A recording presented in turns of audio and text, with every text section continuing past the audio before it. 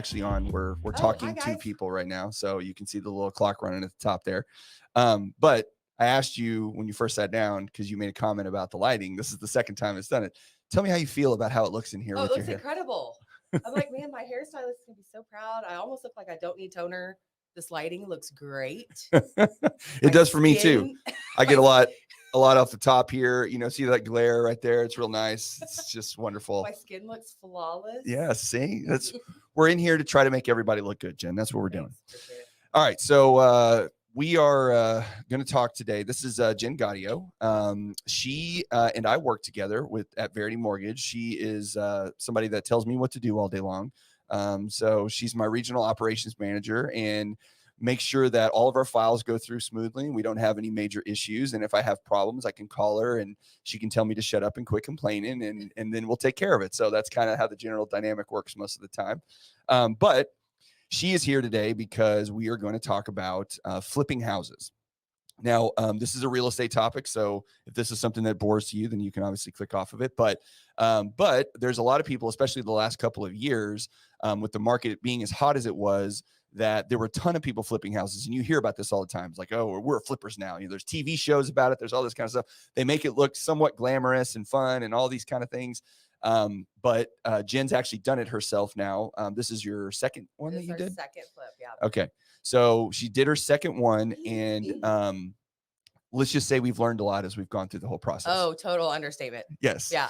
So I wanted to talk, because a lot of times when we do this kind of stuff, you know, we talk to people and they are not, we talk to people, but people talk about flipping and they make it sound like it's like, oh, it's so easy. And if you just do this and you got to know what you're doing, and everybody's an expert. And what I love about Jen is that Jen will be like, I don't know what the hell I'm doing. I'm trying to figure this out. And so she's going to actually tell us, like, for real, like what she had to go through, what she had to learn, the mistakes that she made, because nobody's perfect. You're going to screw stuff up and do stupid stuff. I do it every day. And kind of, you know, the lessons that she learned going through this. So I've got some pictures of some of the flips that she's done. So I'm going to show those as well. But I really want to get into the process itself and kind of really drill down to, you know, kind of how you find the properties. We'll talk about wholesale lenders, and we'll talk about wholesale, not wholesale lenders, but wholesale realtors, I guess, is what you aggregators, something like that. Where you get the money for it, all that kind of stuff. So, so first off, Jen, tell us a little bit about, you know, you are in the mortgage industry, obviously, but what specifically about real estate in general? How long you've been in the mortgage industry, and then what kind of led you into wanting to do flipping?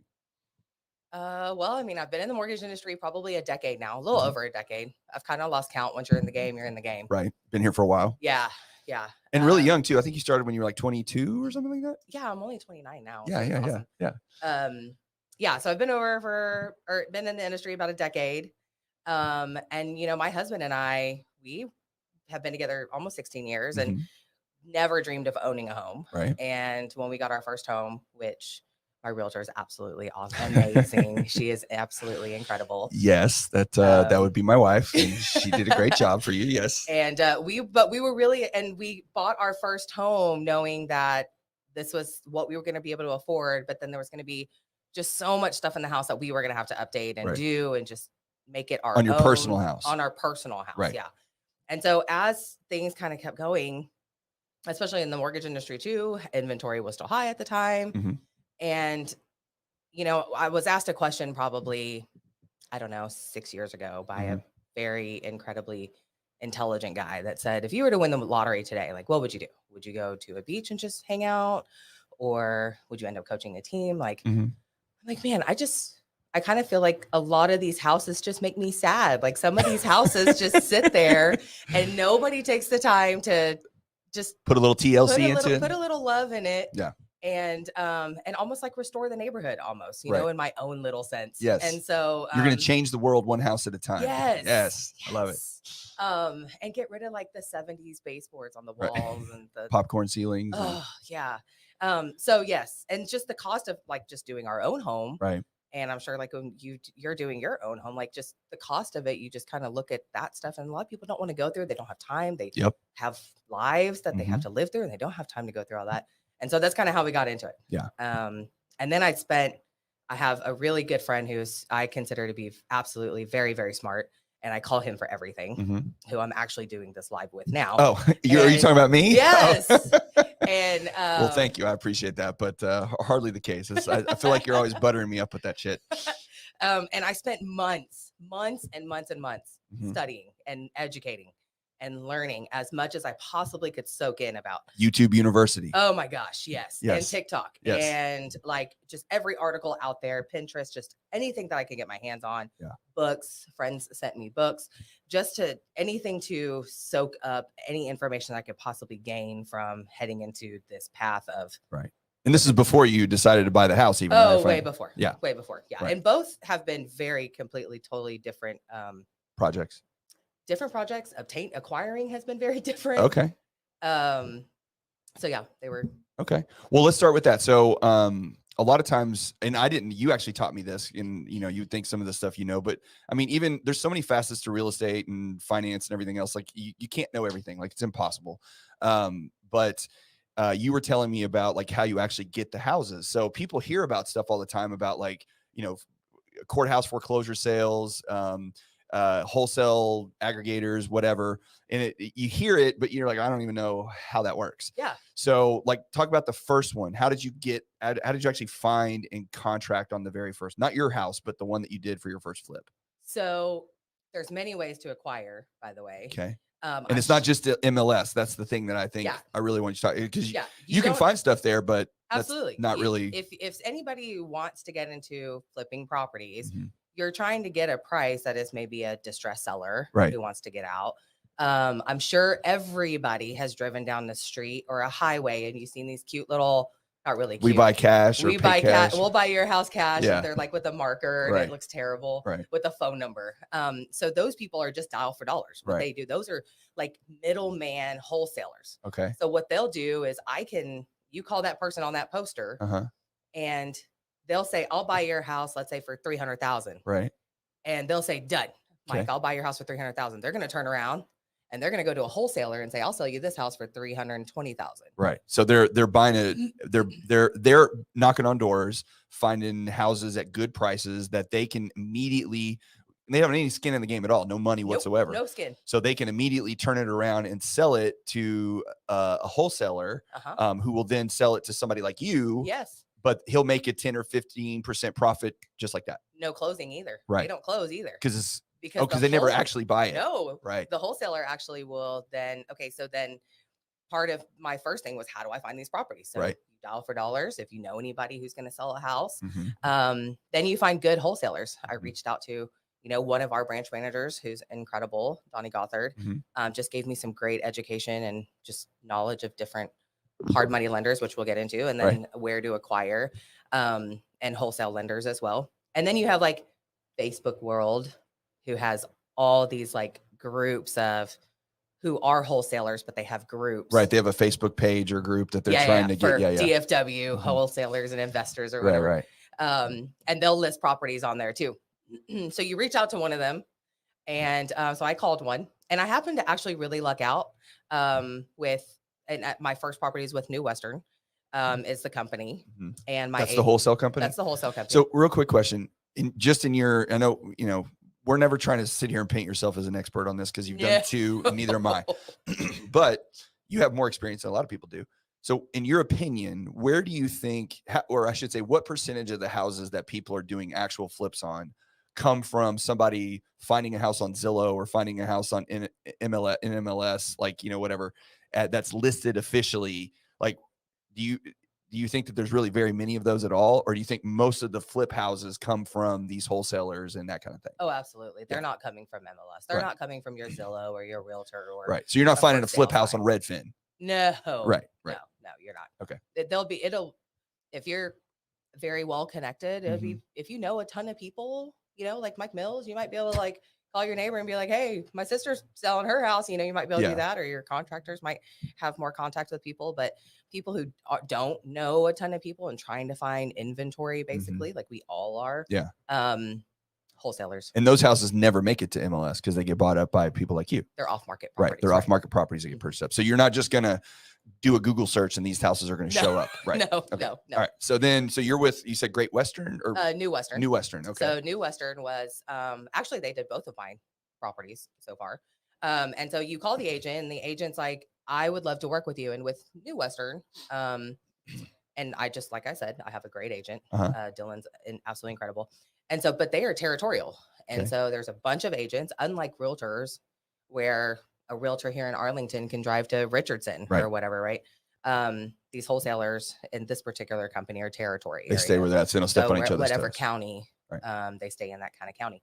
And so you get on a list, Uh-huh. basically. So you say, hey, I want to get on your list. So before you start this part, this is by far my favorite part, because the house is available. Like, I want you to tell that, because you told me this before about you're on the list. And so I'm on the list. a house comes up and it's like cannonball run. Like, what's That's the second house. That's Okay. this house. I know, Oh my gosh. Okay, but the first one, so I want to get on the list. Okay. And so once you get on this like super secretive list, Right. you get it every single day Okay. at like 8 a.m. Right. And it is a list of probably all the properties that they have and they acquire, and they have like this. I imagine it like before the stock markets opens. Mm-hmm. Like, I imagine it like everybody's having a quick meeting, and then as soon as a property comes available, they like run to their investors. It's Right. like, I've got this property. Right. So you get this email every morning, basically, that has all these properties, and they're labeled into 3 different categories, basically. They have showings. Okay. So they still have showings, except they're scheduled time showings. Then they have first come, first serve, which is first one that gets there, first one with the money, you get it. Okay. And then they have these other ones that are kind of like lots, like land lots, pretty much, like not really properties. They also do like commercial properties, like storage units, things like that. All right, real quick, Morgan wants to know, how do you actually get on the list? My hair, it looks so good. You have to actually, in order to get on the list, you have to be tied up with an agent. Okay. You actually sign like a couple of documents with them that basically says you're going to be working with them. You're not going to go. So it's almost like a listing agreement, or a buyer's rep, sort of, with like a realtor kind of a thing. Yes. Okay. So you're not going to try to go work with like 18 different people within Right. the same company. Right. And that's how you get on their list. Okay. But you actually have to reach out to them, and you don't have to pay anything either. Like, No. The biggest misconception, I think, when I first started studying some of this stuff, is that you had to pay to see off-market properties. Right. But you don't. No, you just got to sometimes be the first one there, but yeah, we'll get to that. We'll get there. Okay. So, what I wanted to do, these showings, I had no idea what to expect. Okay. So I was like, well, let me go to one of these showings and let's just see, like, what do they do? Right.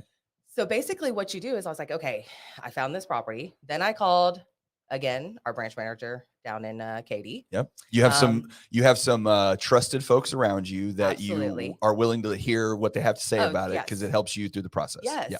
And he kind of helped me with, here are the numbers, and this is what you want to look for to make sure it's a good deal for you. And you have to determine your exit strategy, whether it be to flip or to rent, right? So you have to kind of think about that strategy. You have to know what strategy you want to do going into it. Right. But then also the numbers will kind of tell you what strategy you're going to end up having. Right. If it makes sense, if you can get enough cash flow out of it as a rental, over, like, you can set a threshold of time, like 2 years or 3 years, versus how much immediate rate of return if you were to flip it. Right. I'm going to make 20 grand, but my cash flow is going to be $400 a month if I rent it out. Which way do I want to row? Yes. Gotcha. Yes. Okay. So depends on what you want to do. Right. So for me, I would love a property in Florida at some point in time. So I was like, hey, we'll just do a few of these, and eventually maybe I'll have a condo in Florida that I can just disappear to. Well, another thing that you did too, I think, on the first one is, because I saw that one, is the idea of swing small, miss small, right? Like, you don't want to go and try to flip a $500,000 house for $750 overnight. Oh my gosh. Because if you've done it 100 times and you know exactly what you're doing, that's fine. But if you want to start doing this, the advice isn't not to swing for the fences. Like, start small. Yes. So that way, if you make a mistake and you need to take your exit strategy, if you lose some money, or in your case, and you'll tell us you kind of broke even on what you were trying to do, you at least have a way out without, like, bankrupting yourself. Absolutely. Right. So, okay, these showings, it's a set time. Okay. So let's say you call your agent. I want to go to this house for this showing. You get to that showing and it's at, let's say, 2:00. Anybody who shows up to that 2:00 showing gets to bid on that property. Okay. So if there's only 4 people that show up, well, I have a 25% chance of winning. Okay. That bid. Yeah. Right. Because there's only 4 of us there. Right. Now, if there's 10 people, obviously your bids are a little bit, it's going to get a little kind of crazy. Right, Your right. chances are going to be It's like Walmart on Black Friday. Yeah. So basically you get 30 minutes. You get an hour, but you really only get like 30 minutes because then you don't want to look like the rookie on site. Right. Because everybody's in and out in like There's all this 5 peer minutes. pressure. Everybody's looking around. Like, who's this person taking up all the time? Get out of the house. Like FaceTiming and videoing and taking pictures. These other guys are like walking in. Some of them show up with their contractors. Yeah. And so it looks like there's more people, but there's really only a few. So we looked at a property in Cleburne. And the further out you get, the less people who show up. It's just kind of how it works.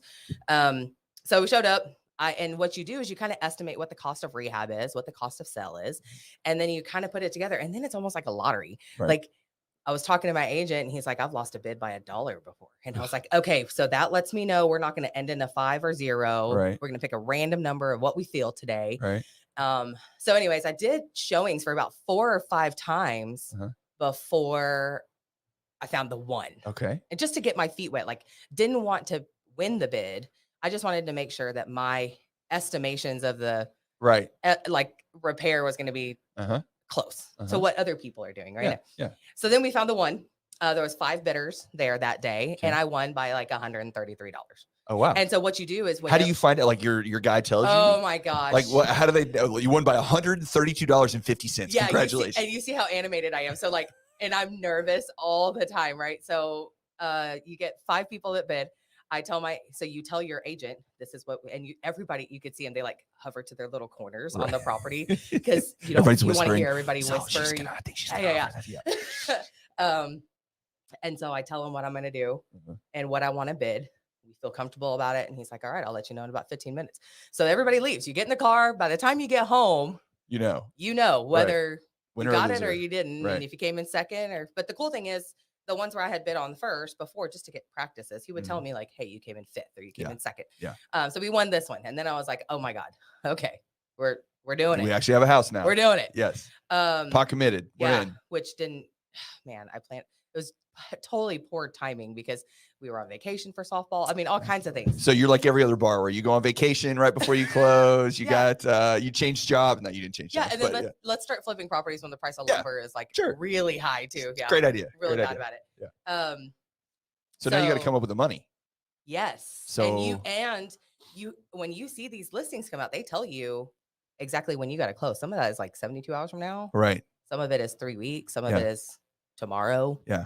So you have to acquire lending right at that point in time. And we're lenders and we help people with home loans all the time. However, the process, because we have to follow Fannie, Freddie, HUD, VA guidelines and all that kind of stuff, it's very difficult to help someone in that situation purchase a house. And you can't close in 72 hours. Like it's impossible. No. There's no way to do it. No. And even 3 weeks, you can probably pull 3 weeks off, but it'd be a little bit harder. But again, these wholesalers and sellers, they're not trying to go through all of this stuff. They almost don't want you to use in the beginning somebody like us to do that kind of a deal because there's just too many pieces that move that we have to mess with. So you have to go another route. You have to go another route. You don't really have a lot of choice, right? You can't use traditional lending. Right. Yeah. Because again, most of these properties have issues that have to be fixed. Oh yeah, that's true too. Yeah. So even if you wanted to or could, it's got foundation issues or roof issues or whatever. And the lender's like, nah, until it's fixed, we're not going to be able to do that. Right. So then you got to go what's it called? Hard money lending. Hard money lending. So one of the smartest things, one of my original mentor who kind of walked me through my first one, he was like, the best thing that you can do is don't tie up all of your own capital. Use somebody else's capital. Right. Use a hard money lender. Other people's money. That's, other people's money. Robert Kiyosaki, his Rich Dad Poor Dad books and all that. That's one of his main things. Yep. Other people's money. So you use other people's money. A lot of these wholesalers already do business with lots of their preferred hard money lenders, if you will. They've now actually recently legally changed that. So now you have to go into I learned this during my second one. You actually have to go into like this portal now because they can't direct you. So they got like anti-steering stuff, kind of like we do. Okay. So now it goes into like this magic portal and you kind of tell them the program you want, and then you choose the program, and then you find out who your lender is at the very end. Okay. With this particular wholesaler. So you're not out there shopping rates when this is going down? Not a whole lot of shopping rates. All you can do is really shop fees. You can still shop hard money fees. Yeah. And so I got a contact to a good hard money lender. Super nervous. I feel so bad for the guy. over at Wildcat Lending, I feel like I called him probably 18 times a day until Yeah. we closed because I just didn't understand anything. Well, but Because see, I that's the see our settlement statements all the time, but yeah. these settlement statements look totally different. Well, I think it's something where, and again, you and I talk about this all the time because you're in the office with us a lot and we chit chat about this kind of stuff. But whenever you do stuff like this, if you're going in with the idea that you, or even if you're not thinking it inside, but you're trying to, well, I know what I'm doing. Like I got this figured out. That's fine. But the problem with that is that you're going to make mistakes. Like you're going to screw stuff up. You're going to make issues, especially on your first couple ones. It's just going to happen. Like, Oh, yeah. There's no way around it. But so you got to be humble. Like you got to say, look, I don't know hell I'm doing. Yeah. So I need some help and I need some direction and I got to ask questions and I got to probe this kind of stuff because that's the only way that you can learn. Yep. The way you learn is by doing, and you're going to screw it up and you're going to make mistakes, but you have to have somebody that will take your call 18 times, Yes. through the He process. was so sweet. Your mentor guy that you can call and say, hey, how do I do this? But that's the best way to go about it. And you have to be humble that you don't know what you're doing. And you need help and you have to ask for it. And then you have to listen. It doesn't mean you have to always do what they tell you to do, but you have to listen and take it in because that's the only way that you can have success at this kind of stuff. You got to go through it a few times to learn how to do the process. Yeah. So when we got the property, I went into it totally fine with breaking even. My goal was if I broke even, I'm super happy. There's education. Because I would have learned so much of the process for the next one. Yep. And so much came out of that first one. I mean, I was on vacation, out of time, and this was a pier and beam home, subflooring, the whole thing had to come out. There was mold, snowmageddon, totally screwed up everything. Oh yeah. Lots of mold in the house. Like it was a full on. Right. And my conscience would never allow me to, sell a house to somebody that's all screwed up. Yeah. So we started with one contractor, ended with another set of contractors. Aaron and Kevin. Incredible. Yes. Oh, All Integrity is they're just two guys that are just absolutely humble, grateful, just hardworking guys that this is a clip that I'll put up because those two, Aaron and Kevin, and they're called Integrity. All Integrity. Okay, All Integrity. Sorry, I don't know their official company. All Integrity Remodel. All right. Well, it's a very appropriate name because they have. I mean, when you look for contractors, it's always a crapshoot. Right? Oh my gosh, yes. Because there's a lot of good ones out there. So I'm not trying to disparage the industry or whatever, but there's also a lot of bad ones out there. And the worst thing about the process when picking a contractor is like the communication, especially because you just don't know what the hell's going on. Like you're trying to figure out what's working out. And so it's communication and cost. Like, what's it going to cost me? And are you going to tell me every step of the process how it's going to be? And so like, even we've gone through some before where it's like, hey, I want to do this, or I'm thinking about this. And then they do it and they're like, oh, well, here's the bill. And you're like, well, wait a minute. I guess I gave you permission to do it, but I didn't even know how much it was going to cost me. Yes. And the thing that I appreciated the most about those guys was that they would, like, when you're walking through saying, I want to do this, I want to do this, I want to do this. And then you go back through and they're like, well, that wasn't a part of the original bid we gave you. And we'll do that, but it's going to cost an extra whatever. Yes. And to, I think it's like contractors are scared to do that. They're scared to talk about what it costs to do things. Yeah. And I just think, like, if you just tell me, I'll make the decision if I want to do it or not. I just need to know, like, give me the information. And those guys are amazing at communication. They here's what we're going to do today. And they'll send you, we're going to do these 5 things. And here's all the pictures. And we did it. And now we're leaving. And here's what the bill is. And you're just like, awesome. That's the best thing. Yeah. And you even told me the best thing that happened about you doing that first flip house was them. Yeah. Because again, All Integrity, their integrity is unwavering. I told you I started with one contractor. Right. And I wanted them to finish. Yeah. I wanted Aaron and Kevin to finish a couple things. But they were like, the other contractor it's their gig. Already did this. We don't want to step on any toes. We were more than happy to do the next one with you, but this one, we just don't feel right doing that. And I totally respected them for that. Yeah. They're just great human beings. And anytime you can find, especially when you're doing stuff like this, where you're flipping houses and you're really trying to watch your bottom line and you're trying to make sure things go fast and efficiently and at good costs and all that kind of stuff, those people that you work with are so incredibly important on, making sure that goes the way you want. Yeah. So, speaking of fast, that was not fast. That, my first property, took me every bit of 6 months. Yeah. So these terms that you get from your hard money lender have 6-month terms. Okay. So you're coming up to the deadline. You're like, oh shit. Yeah. Yeah. Yeah. So you have 6-month or 12-month terms. Okay. But then you have rate. Right. And you're paying interest only during this entire time. Right. Oh, so the premiums that you're paying for the loan is only for the interest of what you Yes. hold. And so then the hard money, what they do is, in order to lend on the hard money, they look at the property. They're not just going to go say, okay, I'm going to give you the money. No, they're going to do their own little due diligence and make sure the property's ARV, their appraised value, basically. That you're not a moron buying a house that you can't sell for. Yes. Yeah. So they're going to make sure the property is going to be worth it. Right. And then you have to turn in a scope of work of what the repairs is going to be, what you think it's going to be. And then they will basically go, okay, they have plenty of programs out there for flippers. So real quick, so is there like an option period almost after you get under contract with the house? Because it sounds like, and correct me if I'm wrong, it sounds like, here's the house, we got to offer the contract and we got it. And then you go to your hard money lender and you're like, here's what we're doing. Here's the scope of work. Here's what it is. What if it doesn't fit? It's similar to ours. Okay. Where you do so you go out there, you bid, you've already have your numbers in your head. Okay. And then but you do kind of have to be like pre-approved almost. Oh, okay. If you will, so you're going to the lender kind of first to make sure that you are approved. Right. Like they're going to look at your credit, make sure you're not, they're going to look at your money, make sure you got money. Yeah. And then they're going to give you the options. You can either front your own rehab or you can do an escrow holdback, which is they hold the money for the rehab. Got it. For you. Okay. Which actually ends up saving money going that route. Right. And you're borrowing more, but you're paying only on the interest and you're keeping your own cash basically, right? And you're only paying you're not paying on the rehab cost. You're only paying the interest on the loan. On the loan, right. Not your actual So your cash is still cost. liquid and free and you can do what you need to, right? Right. So yeah, and then through my first property, every time we finish something, that was my understanding. So every time we finish something, you would finish it, let the lender know you finished it, and then they send their inspector out, and then they wire you back the money of whatever you put on your scope of work. Okay. And then it deducts it from your rehab escrow holdback. Okay. Second property, I didn't do that because I didn't realize you didn't have to. Right. You could just hold it. You could just let them hold it and let them net it out of the payoff. So anyways, yes, that first property was super cute. It ended up turning out so cute. When I walked in, the owners were actually there. It was super important. If you think about getting into flipping, you really don't want to buy a property that has tenants currently in it. Right. Because it's trashed.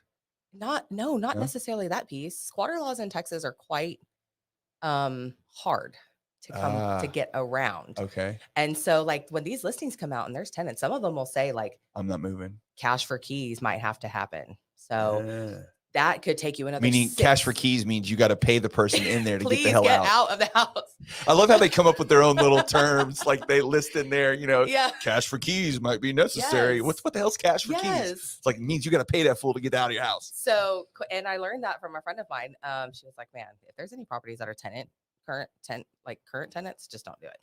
I did this one because it was an owner and we got to meet the owners. They were super sweet, super cute. Wow. And they needed a lease back, which it was, and I didn't, again, have a 6-month term, didn't realize you're chewing any of this into that term. Yeah. Again, learning process. You got to learn all the things. Yeah. So they got out eventually, but they allowed me to come in with my contractors to start doing some of the work, not doing the work, but like bidding it before they got out. And that property, it was further away from me, so I didn't get to spend a whole lot of time there. So, I mean, contractors pretty much did everything there. Yeah. Then we came in, you guys did a video on that We did a tour property, on it. literally listed, on a Thursday, contract on Monday. I think it's so funny because I feel like the mass population feel like they see these TV shows and they're like, oh, the profit's going to be, this is the profit on the bottom line. Yeah. It's nothing like that. No. Okay. It's nothing like that. Well, you know what? Maybe if you're down to like a fine oiled machine and you've done 100 properties and you own your own contractor and like because you do all the work yourself. Right. There's profit places that you can have within it, but it's not typical. Like that's the exception, not the rule. No, your standard home in a regular neighborhood, you're not going to make $80,000 on a flip. It's nothing like that. Right. But that's not sexy for TV though. Yeah, exactly. Yeah. Okay. So then we sold that property in like 2 weeks, like contracted Monday, closed 2 weeks later. Right. super cool. Right. So then I kind of chilled for a little bit. And then you're kind of like, I got this down. Now, did you, I can't remember what you've told me. Did you end up breaking even or did you make a little bit? I made a little bit. You made a little bit. Okay. Yeah. So, I mean, that was good. You got a great education. Yes. You learned a ton about the process and you made a little bit of money. Yeah. Now it took 6 months to kind of get through all that, but ultimately you got your initial capital back and you made a little bit on top of it. So, and like I said, you learned a whole new skill. Now you still have to go through it multiple more times, but at least you got started. Yes. The fear of doing it. Cause I think a lot of this stuff too, whenever you're thinking about flipping or you're thinking about becoming an investor or whatever, whatever the case may be, a lot of that is, I don't get it. Or people don't get into it because they're scared. Cause they're like, well, I don't know what I'm doing. And they don't want to lose the money either. Yeah. You're just like terrified to get in there and do it. And that's why you started small. It wasn't a super expensive property. It was relatively inexpensive, in the scale of homes these days. Yes. But it made it to where you could try it out. You could learn through the thing. You could meet the contractors and find people that can help you do this. So then when you step into the next one, you've got a little bit of information now, but you're still going to have same learning hurdles along the way too. Yeah. So while I was doing that one, and I had it 6 months, so it allowed me to do any program if any buyer wanted to come along. And do any program. Oh, wow. In our world. Oh, so like even with FHA, because then you have it for 6 months. It had already been 6 months. You don't have to do the flip rules. Yeah. So we would have been fine for. Real quick, if anybody's we actually have people watching this. When it comes to FHA loans, and it doesn't apply to VA though, right? Just FHA. Yeah. With FHA loans, if you buy the house and you want to flip it, then if you do it in less than 6 months, you can't take an FHA loan. Or is it less than 3 months now? Come on. Can't execute a contract for 90 days. 90 days, right. The executed contract. The 91st day. Right. So the executed contract can happen until the 91st day, and then you can get under. So that limits when you're selling it, it just limits the buyers that are willing or that are able to purchase that house through traditional financing because they can't get FHA loans. But after 91 days, there's still prohibition. There's still it's the measures acquisition. In place. It's to help the buyer again, because the seller cannot sell it for more than 100% of what they bought it for. Right. So if I bought the property for $100,000, I can't go sell it for 200, right. even for FHA after 100 or after if it's under 180 days. And it's like that 100% profit from the. That's why we have to. Sellers always get mad. It's like, I need to see your closing disclosure. That's none of your business. Well, but now that one took so long. I was like, it doesn't matter. Any program we can do now. Right. So that one sold. I felt really good. And during that time that I was in the middle of my first one, an old friend reached out, and she was actually doing her first flip. Oh, nice. And she did great on her flip, closed on her flip. And so I was like, okay, I'm not going to get into another flip until I get back from Colorado, which again did not happen, by the way. Again, this time around, I was still on vacation with a flip property. I was like, I thought I learned my lesson the first time, and that did not happen. Right. So this one was totally different. So we decided to go in on one together. We're like, hey, let's just go in on one together. So you got a buddy. Yeah. Yeah. Why not? I had contractors. She had contractors. She had people for like HVAC, plumbing, electricity. I had Aaron and Kevin. So it has been a great thing so far. So we have gone to a couple showings. Well, then remember I told you that there's the list. You're on the list. And this the last one I got by a bid. Right. This one is a first come, first serve. And when I say it's a first come, first serve, this property comes up in Mansfield, which is where we are. Right. You literally, you're there. 4 people are there. It is the first person to turn in money. Right. So the first person. You got to give earnest money, right? Earnest money. Right. First person to turn in money, sign the DocuSign contract is the first person that gets it. Right. My bank just happened to be the closest bank because it's a credit union compared to the Chase and Bank of America around us. So literally it was like less than a 3-minute walkthrough. Bought a property in less than 20 minutes. Scariest thing I've ever done in my life. Who spends that amount of money in 20 minutes? The story you told me of it being like, tell everybody, like she's getting in the car and you're calling. I want to hear the story. You tell it. Okay. So I'm like, I'm going over there, and I have my business partner on the phone. She's like, I'm like, I'll FaceTime you when I get there. My agent couldn't meet me there. Another guy was there. He had people that were getting there. I walk in, there's already 4 people there, and it literally just went live. It wasn't even on the magical list. It was just a property they got in the middle of the day. Yeah. And so you get text messages like, Hey, Right. They you got want me to emails, shave text up, by the messages, way? phone calls. Yeah, They yeah. got the bat phone. It's ready. Yes. Yeah. So these people show up. I'm like walking through. There's this one lady and her contractor standing in the master bedroom, like whispering. Uh-huh. And I could tell they're talking about like, oh, we can do this here. We can do Yeah. this over here. Blah, blah, blah. And then before I could even leave the living room, because I'm used to like, I can go through, look at HVAC, look at all the stuff. Yeah, no. Nope. This guy is like, contractor's like walking out. Hey, I'm on my way to the bank right now. And I'm like, what? Hold on. This lady and her contractor walks out. They get in the car, stops in the middle of the street, and he's standing in the middle of the street talking inside her window. They're headed to the bank right now. So I'm FaceTiming my business partner and we're walking through and she's like, what are you waiting for? I'm like, oh, okay. Go. So I tell the agent, Yeah. I was like, I'm getting this property. He's like, well, it's the first one to turn in money. I said, well, then you're following me to the bank. So he follows me to the bank. And walks in the bank with me. I'm docu-signing as I'm driving. And then I hand him the check. And then there it was. There it is. And but does he have to take it? Is it just the agent gets the check? Yeah, the agent just So has to wait, so collect you it. took the actual agent that was he kind of representing everybody that was there? No. Okay. His agent was the chick and her contractor talking to him, but then he didn't go with them. He chose you. He chose me. I said, hey, man, I live right here. I live 2 streets from here. So he could have gone with them and got a check from them, but they he were chose gonna to go wire. with you. Yeah, they were going to wire. We don't want no wires. We need a check. Yeah, I was like, you're coming with me. All right. So we get the property, and then that was funny. I think you called me either that day or the next day. Oh my gosh. I just bought a property in 20 minutes. I don't know what the hell I'm doing. Who does that? My husband was still like baffled. He was like, you did what? I was like, I it went so fast. I don't know what happened. Right. I wasn't ready for it. I just did it. Yeah, it just happened. So then my business partner goes to Mexico. Of course. Yeah. Everybody's got trips. Yeah. Got things we got to do. And then I'm gone to Oklahoma and Colorado for 2 weeks. Right. So like, and while I was gone, she busted her tail. She did a lot of the work herself. We already had Aaron and Kevin come over. She had her, so we got the keys. Funding was, we had to wait for the sellers because the sellers were in Dubai. So remember I told you this double closing situation? Life. Yeah. So they had to close from Dubai, the seller's name to New Western to us. Right. That's the double closing term. Gotcha. So we were all done. We're just waiting on these sellers from Dubai.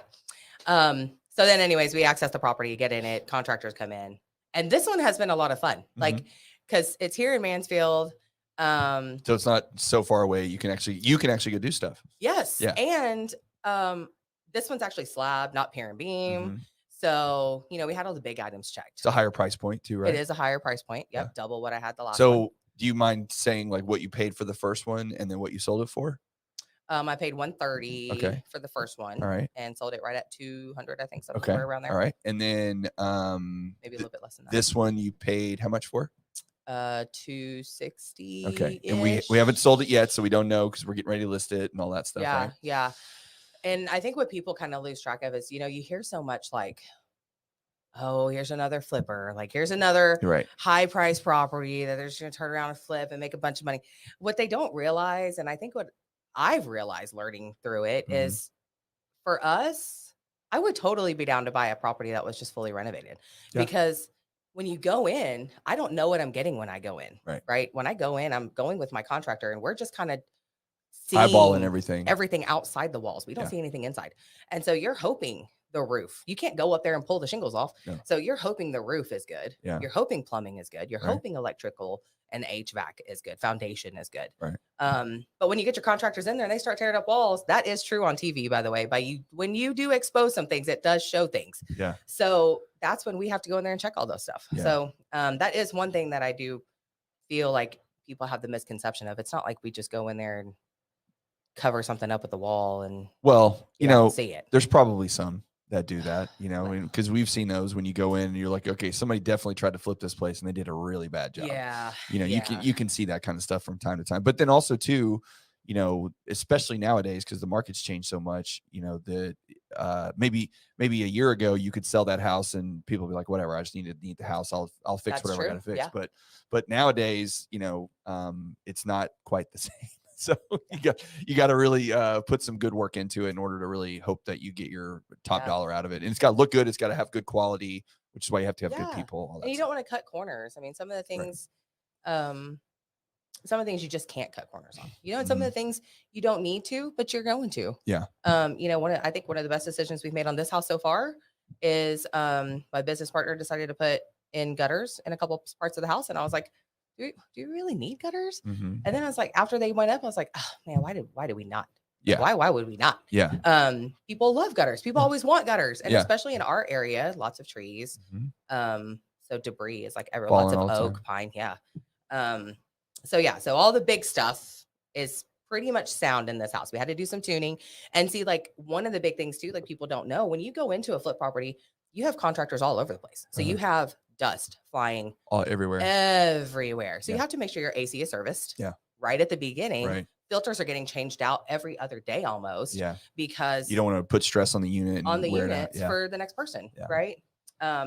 This one, not too much, but like, you could probably get a house right now for the price point where we're probably going to sell it for. Yeah.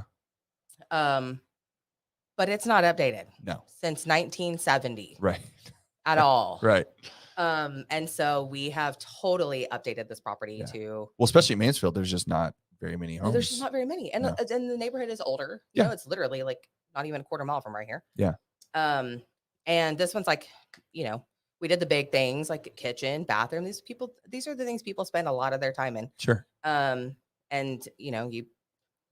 anyways, yes, that's the current property, but I have learned so much from this property. Lots of late nights over there. So then I'll work all day. Right. Saving the day for you. Yes. Thank you very much for that. Saving all of our loans. Make sure they close on time. And then at nighttime, I'm done. I kiss my family goodbye. And then I go over to the house and I'm there not entirely, because your family has been participating with you. Oh, yeah. I do have a couple. I have my middle daughter has been absolutely incredible. The youngest ones get like dragged along. And sure. Yeah. They never want to be there. Yeah. No. But Alyssa has been there helping, and she's so sweet. She's like, instead of paying me for helping you, will you just buy me tires for my car? She's so responsible. That's awesome. Yes. And then my business partner has been there, every day. And so she's tinkering, and we started with a big list, and then now we're in the stages of punch list. So what are some differences from the first one to this one, just as far as stuff that you didn't know on the first one that you figured out on this one? Well, I learned so much on one layout too. What you don't want to do is, if let's say I want to change the entire make or layout of the kitchen. Okay. But not one comp in the area has a totally different kitchen. You don't want to do that. Gotcha. So you don't want to over improve it. Over improve. Right. Especially if the goal is to flip it and you're trying to make some money off of it. Yes. And so material. By the way, my wife and I have made a couple of those mistakes. We buy a house and have an idea of what it's going to be, and then do all this work to it. And because we're both like, oh, this would be really cool, we should put this, and this would be really cool. And then after you're done, you're like, oh, well, I didn't really need all that. You didn't have to do all that. Yeah. So don't over renovate. Right. And this one was a little bit different because I was working with a business partner instead of by myself, which was super cool because she had people that we needed that I had nothing about. So I know nothing about electrical. Okay, let's be honest. I know nothing about tools in any way, sense or form. Okay. I can work a little hand, Phillips head or flathead, whatever. Her cousin came over, and she comes from, her family has a lot of contractors in her family, and she fell in love with Aaron and Kevin too. Yeah. She was hesitant at first, because you hear bad stories about contractors. Always. So we had like a mix. We used some of her contractors, my contractors, and then her cousin came over, Leo, who is like, what does Susan say? I just want to put him in my pocket. Like, I just adore him. Yeah. He taught me how to change out sockets, explain electricity to me, and going like how electricity works and running down, how to get doors in, because when we replace doors, you're either buying a pre-hung door, right, in a frame, yeah, which is more expensive, or if the frame's okay, then just buy a door. Well, not every door fits every hole. No. If you ever, what do you mean? They're standard size. Oh my gosh! If you ever install a door, my husband will tell you, nope, not touching the doors, not doing it, not doing it. He's out. The other cool thing of this one is my last house was a 3-1, and it had a very small dining room. Yes. And so we updated it, but we didn't get to put like some of the cool features that I think current trend that lots of people like right now Right. into that home. Like what? Like this house and even homes built in the 70s don't really have places to put like mud benches. You know, okay, you're a guy. Oh, It's you one mean of, like where you come in and take shoes off kind of a yeah, thing? yeah, yeah. And Okay. it's got like the hooks on the wall, like a Right. wall tree Yeah, yeah, mud yeah. bench. You know what I'm talking about? Yeah, yeah. Okay. Mhm. Okay. Proud of you. I'm Yeah. excited you know that. I didn't know what you were talking about until you explained it to me. So But this utility room in this house that's uh-huh. built in the mid 70s has this little hole. And I was like, babe, Tony, I love you, but you're building me a mud bench right here. Um, so this, so I'm so excited because I feel like you only get some of these features in new houses Uh-huh. that are built. And not houses like at this age that were Yes. right. So And you're so we're adding, able to add some kind of newer things to it. and that's not under the category of over improving. That's just under the category of doing something that is more modern Yes. and or I guess more modern uses, I suppose, Yeah. than My what. last house, I didn't have to, I got to build the kitchen from scratch because it was just a blank wall. There was really no kitchen. This kitchen was here. And then I got in touch with a cabinet door guy who, again, make sure you get with a company who's, calls you back, communicates with you. I Mhm. lucked out with this cabinet guy and had all the cabinet doors refaced instead of having to do all the bases with it. So save thousands. We saved the granite countertop and based the whole thing off the granite countertop in the kitchen. That's where when you say you base the whole thing off of. Based our flooring Oh, I decision, gotcha. yeah. The color scheme or whatever. Yes. Okay, I gotcha. And this one, what I did learn on this one too was timing schedule because we had multiple contractors this time, right? Uh-huh. And so my last one, I only had one contractor in there the whole I'm time. gonna show the kitchen here. I think I got it on Yeah, my it's not done deal. yet. If anybody wants to come help, I will be there all weekend. So was this the before or the after? Okay, so the top is the before. Yeah, so that was the before kitchen. Okay. Ugh, So that's the before. so dark. So it already had did you replace that granite? No, so everything was based on this granite countertop. Okay. Coloring, floor choice. So you left that. That was something. It looks nice. It's not. There's nothing wrong with it. Yes, nothing wrong with Just it. because you don't like the color doesn't mean because you don't care. You're not living there. Yeah. Right. But I mean, you're going to make everything coordinate. Sure. Right. But instead of spending a few $1,000s, let's say $4,000 on new granite countertops, this granite countertop is already granite countertop. So we based everything else in the house off of that. Okay. Like the flooring and all that stuff. Well, this one, what we did learn is time management of different contractors. So, because we had Aaron and Kevin in there 1st doing the big stuff, right? The bathroom remodel, demo, sheetrock repair, all that stuff. Then we had flooring guy in there. And then while flooring guy was in there, cabinet guys were in there. Well, then cabinet guys, flooring guys, and Aaron and Kevin were in there at one point in time. So they were exiting. So, my business partner had to move one of her guys to a different day just to give everybody a little bit of space. Well, like here's the bathroom and you can see. Oh yeah, they did incredible. Man, that's amazing. That's way, way better. I'm not really sure what that bamboo thing was on that. It's like a bamboo glass. Oh, this thing right here? Yeah, it's glass. Oh, that's really. Yes. And there's the 70s. Weren't the 70s amazing? Man. Yeah, those big glass blocks. Yeah. That ceiling came down.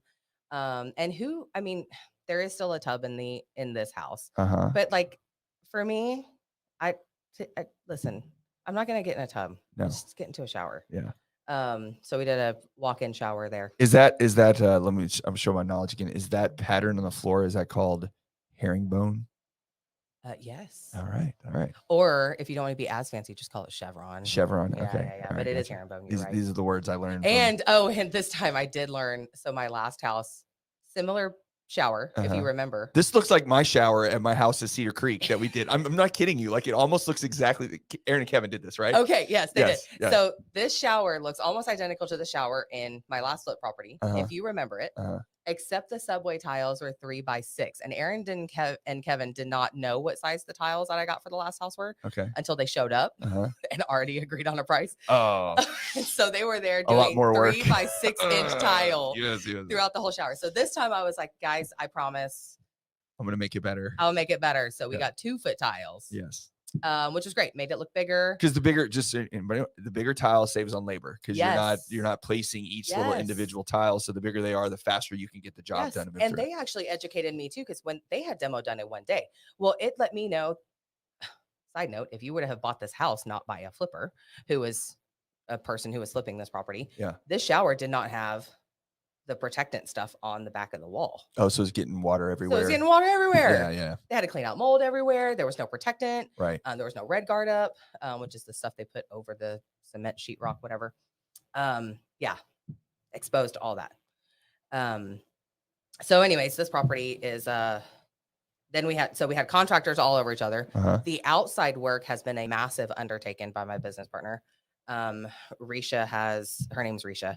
Risha has, she's taken down the fountain, this like huge eyesore. And I feel like Mansfield is kind of like outdoorsy. Well, our area is I kind of feel like There's a lot of it's trees. outdoorsy, Yeah. right? It's shaded, really nice. Yeah, it is a big You got Rose yard. Park over by Yeah, it. it is a big yard. This was the patio right here. Oh right? my gosh, why is it so ugly? Yeah. I Is that like a yoga ball in the back? What's going on over there? I don't know. Y'all doing some exercise? What's happening? No, and I love the leather chair. Like it's just like this is your sitting area. Right. Yeah. Just in case you didn't know. No, you can sit here too. Like you sit in the swing or you can sit here. Like we got both. So Risha has done a huge undertaking in the outside. There's this cute little shed that is air conditioned back there that your wife has fallen in love with. Yeah, she loves little weird spaces like that. We had this fountain that we were really hoping we could bring back to life. It'd be so cute. But then our electrician came out and said, yeah, no, that's not going to happen. Well, here's the patio. I mean, this is a little side or a little, small piece of it, but just give you idea of how the differences are. So like here it is before with our favorite leather chair. And then here now it is it's tiled. now, and it's tiled, and it's, did you replace the swing? No, you just repainted it. It looks like. Yeah, we sanded it. Yeah. Saved it, hung it back up. I thought the porch swing was absolutely so cute. I wish I had a porch swing. But that back porch, so there's a ceiling fan out there now. There wasn't one before. Oh, okay. And then we tiled the floor, the concrete, just to make it easier for people to clean. A lot of people go to the back porch. They might grill. They might eat dinner outside or whatever it is. And who wants to clean concrete? Because you can't really do it. So when it's porous and stuff stains. Yes. And so we put wood tile back there that has texture so you don't slip and fall. You just hose it off, Swiffer it or whatever you want to do. It's way easier and it looks way better. Yeah. Well, there's certain things about houses, like when you're looking at doing any type of flips or whatever, is that you like, and this wasn't a flip, but like the house that Susan and I bought in Mansfield a couple of years back that we live in now, the house was not great. I mean, it had paneling everywhere and it was straight out of 1978. It had like a, what is it called? This fur down, like above one, like it had a wet bar, still has a wet bar. So just stuff, popcorn ceilings everywhere. Almost said popcorn ceilings everywhere. Just kind of weird. But when I saw it, the reason I liked it was because it had a driveway that was like, it wrapped all the way around the front. It went all the way around to the back to the shop.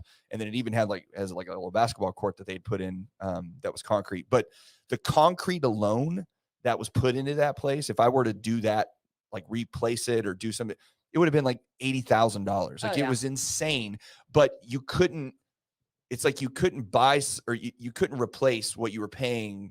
Like the cost we got for the house and the land and everything else was so much of a value simply because, to me, it was just because of the concrete. I'm like, I got $80,000 worth of concrete. Now he put it in whatever, 81. So he paid way less than that. But if I were to duplicate that now, I couldn't get it for the same cost. No. So it's like little things that you can do to improve a small area that don't cost you a ton of money, that give people say, well, I don't know if I ever would have done that myself, but I'm so glad that it's there. Yes. Because I wouldn't have spent the money to do it on my own, but I like it. And so you got to add those little features, right? Yes. And material shopping is super important. Right. It is a lot of, I have a friend, my very, very good friend, the Roblettos are very, very good friends. Mm-hmm. They go to one store for tortillas. They go to another store for meat, for chicken. Right. And then they go to another store for like fajita meat. Okay. Right.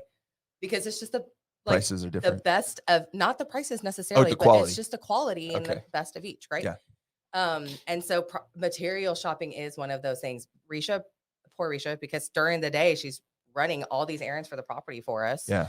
And she's running to like builder surplus and she's running to like 18 different places, totally different cities, right? Whole warehouses for doors. Yeah. Because you're just trying to find good quality at a good price, reasonable price. Right. You do go in with one set budget, right? And then you always start with that budget, and then and then just know going into that is that whatever you think that budget is, just add 10 grand because it's going to be at least that.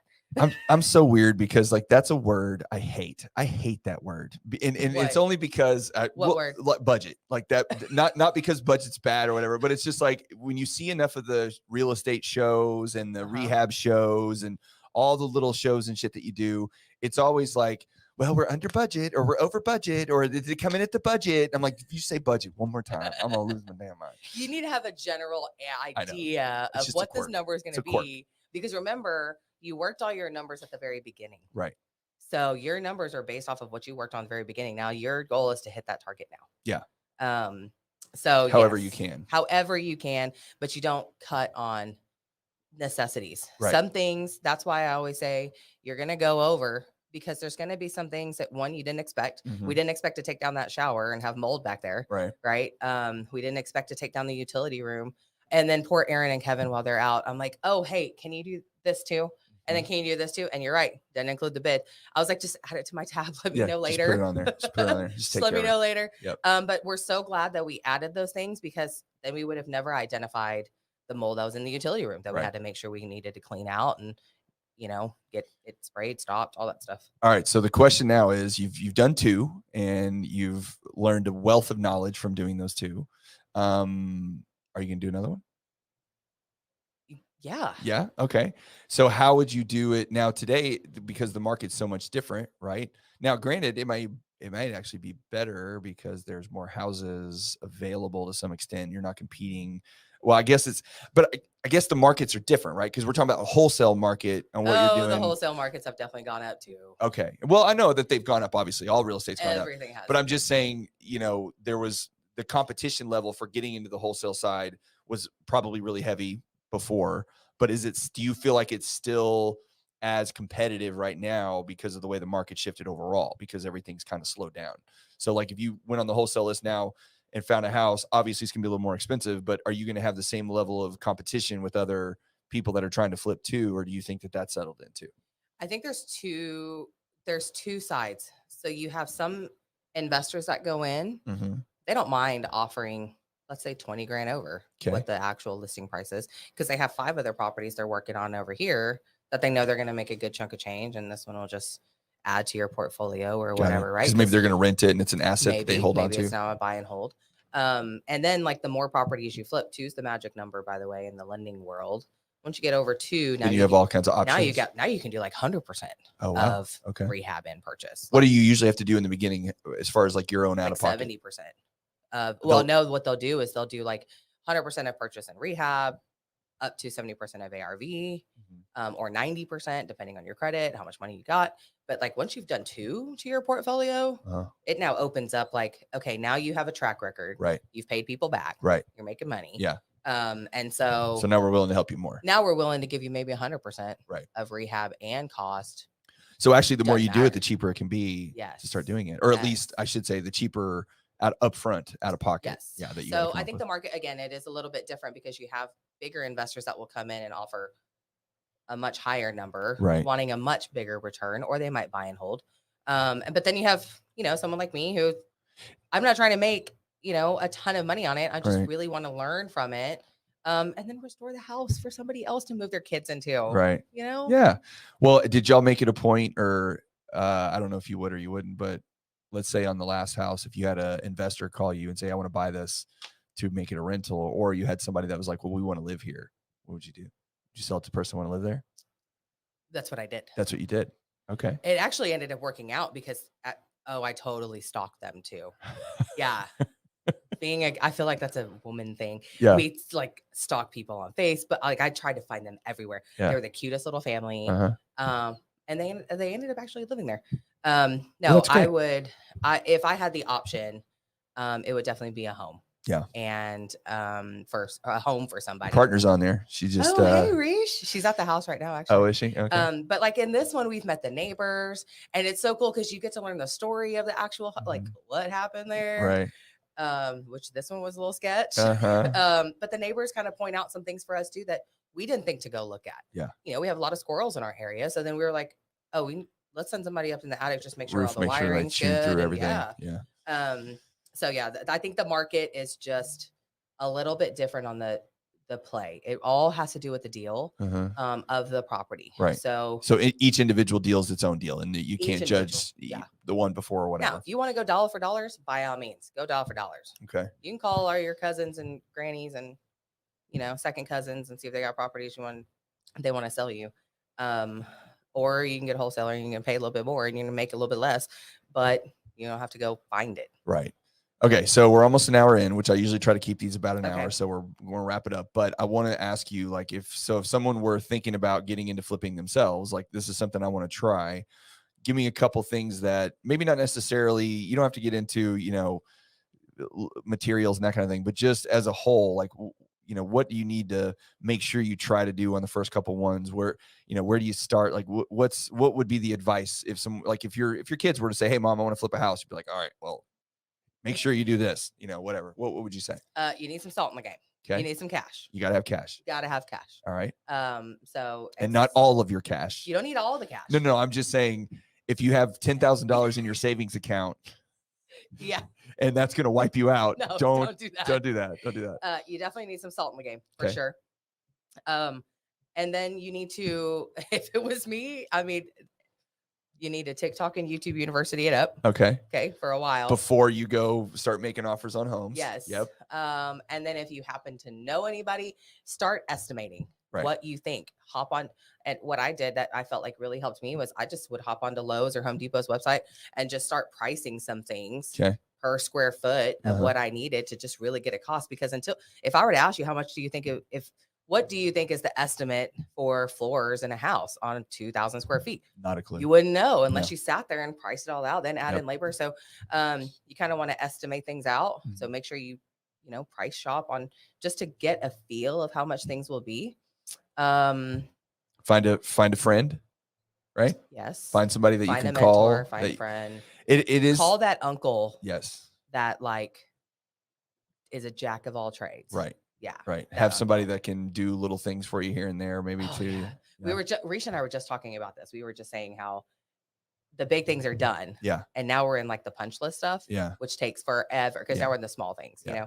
But no, new flippers, educate yourself, work the numbers as many ways as you can. Utilize the resources of the internet is forever. Right. So go to Zillow, go to a realtor, look at what the property, look at what the taxes are, look at what the property general estimate, look at sold properties around you. If you have a friend or family member that's a realtor and you're really interested in this property, don't go make them pull a bunch of CMA reports for you. Right. But if you're really interested in this one and the numbers look like they might work, then go call your realtor and say, hey, can you pull a current market analysis for me? Right. Just to make me feel a little bit better. Yeah. And then final thing is, when you flip a house, if you know somebody that's going to buy it or a neighbor ends up talking to you, that's great.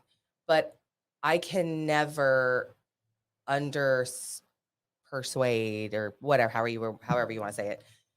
You need to have a realtor to sell your property. Okay. Right. It is incredibly important. Right. Because they will give you the insight of what people are looking for right now, so that when you go into this flip property, don't over personalize either in your house. In your flip house. Remember, this is not your house. Right. So would I want this color? No. Doesn't matter. Or do I want this? No. Yeah. So don't over personalize. It's kind of like a vehicle. Don't over personalize your vehicle. Over personalize a restoration project to sell, because it's probably not going to sell. It may not fit everybody's taste. Yes. Yeah. So don't overestimate or over personalize, and don't over remodel. And then so you got to get on wholesale lists. Right. Get on the wholesale list. On the wholesale list. And you can join these Facebook groups without having to reach out to anybody. Right. So there's DFW real estate investments. Just go search the groups. You can join them. They'll blow you up, but they won't blow you up. No, you just get emails. Just the feeds. No, your feeds. Well, it'll just it shows up on your the feed. Yeah. But you can just go look into them. There's 4 or 5, and you can start looking at properties, and you'll start seeing them, and you're like, what? And do a little hard money lending digging, would you say? Yes. If you deal with New Western, like I said, they have a portal. And so the portal is filled with 200 ones. Right. And you actually just choose the program, the rate, and then you'll just know who the lender is. Right. And then sometimes if you don't acquire the property through New Western, let's say your grandma or whoever it is, you don't want to do traditional lending. Then you can wholesale shop. Gotcha. Individually. Okay. Well, this was fun. I Yeah. enjoy you. Look, you say all the time, oh, you learn stuff from me. This is the kind of stuff I learn from you because I think being in our business in general, the more we know about all aspects of it, flipping, finance, construction, whatever it is, anything related to real estate, it just grows your knowledge base within this business. And I still, personally, I was talking to somebody the other day about this, about, money and wealth generation and all that kind of stuff. And I say this all the time, but, hours in the day are the same for everybody. We all get 24 hours. And most people, when you have a job, you're trading your time for money. That's how it is. So when you're working, you're spending time on something that you're doing and you're getting paid in return, and that's your time for money. And that's great. And you can make a lot of money doing things like that sometimes. But to me, the most efficient way to take yourself from point A to point Z, as far as like wealth creation and whatnot, is to have your money make money for you. Yo, absolutely. Use your Yes. money to make money for you because it doesn't require your time. And learning about assets and the different types of assets that are available to put your money into, whether it be real estate or stocks or, cryptocurrencies or whatever, just being familiar with that world. You don't need to be an expert, but you need to have a little bit of an idea of how all that stuff works, because ultimately, if you want to get from point A to point Z, then you need to know these things because you only have so much time that you can trade. Yeah. And so if I can take, or if you can take $20,000 that you have that you were going to do something with, and you can put it into a house, you can learn about the process of how real estate, flipping works, and how to find houses, how to borrow money for those houses, how to do all of that stuff, then that's a little bit more that you have. And you've taken your 20 grand and maybe you only turned it into 25. Right. Yeah. It doesn't have to be a massive, you're not making millions of dollars. That is the biggest advice that I got coming into my mentor said, don't be greedy. It's your expectations, right? And don't be greedy. Yeah. Don't do that. Right. And you can, once you have a really, like, if you're like, I'm going to do flips and that's what I'm going to do, and you're on flip number 20 and you have this process down to a T, well then, take your risk, do what you want. Cause it's educated risk at that point.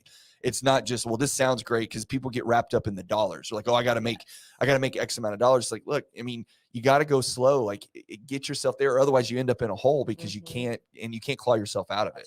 That's right. So it's just something that, whether it's flipping or whether it's just real estate investing, you want to be a renter, or you want to be a landlord and have people rent from you, or you want to run VRBOs, or you want to, whatever it is. Start small, work your way into these things, find out the little pieces, go to YouTube University. So that way you can really. TikTok helped me a lot through this one, by the way. Yeah. It's funny. You'll hear people say, well, I don't ever see. What do you mean TikTok? For me, it's all, cats and dogs and whatever. It's like, because that's what you watch. That's what you're watching. Right? It's what you want to see. Mine is filled with like DIY. My For You is like filled with all DIY stuff. But it has been TikTok, actually, as much as I hate it because these little teenagers are walking around with their little dance moves. It has been a wealth of knowledge for hacks. In a home. So, yeah. All right. Well, so find you a wholesale agency, get you some hard money lending, have a mentor, have some cash, don't take shortcuts, go slow, start small, all of those things. Call Jen if you have a question. You'll fall on your face. It's okay. Right. You'll make lots of mistakes. It's fine. Well, thank you for coming to hang with me for a little bit. I guess we got to get back to like really work stuff. So that's going to suck, but we'll do it again. I do, once you get this house sold and moves on, and maybe once you start your next one, we can start maybe doing a few little, 10 minutes of, hey, here's what we're doing now. Here's what we're doing now. Maybe take a couple videos, put it out there, because I do think real estate is something that the more and more you become familiar with all facets of it, the better you're going to have opportunities to really grow your own personal wealth, portfolio in a million different ways. Oh, so not just money wise, but like if power went out in my house right now, or if power went out in one socket, I can replace it. I can do it. You're learning life skills. For my own house. Yeah. All right, guys. Well, we actually had quite a few people watching during this one, so it worked out well. So thank you, everybody, for checking us out, and we'll see you later. But thank you, Jen. Thanks for coming in. No worries. Thank you.